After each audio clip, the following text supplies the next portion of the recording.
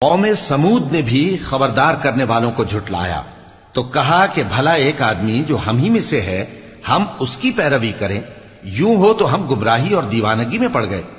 کیا ہم سب میں سے اسی پر وحی نازل ہوئی ہے؟ نہیں، بلکہ یہ جھوٹا بڑائی مارنے والا ہے۔ ان کو کل ہی معلوم ہو جائے گا کہ کون جھوٹا بڑائی مارنے والا ہے۔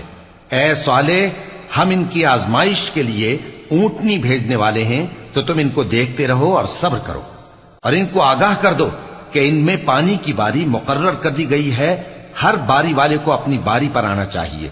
تو ان لوگوں نے اپنے رفیق کو بلایا اور اس نے اونٹنی کو پکڑ لیا، پھر اسے مار ڈالا۔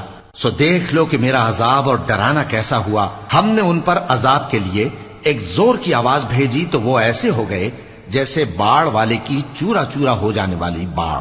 اور ہم نے قرآن کو سمجھنے کے لیے آسان کر دیا ہے، تو کوئی ہے کہ سوچے سمجھے؟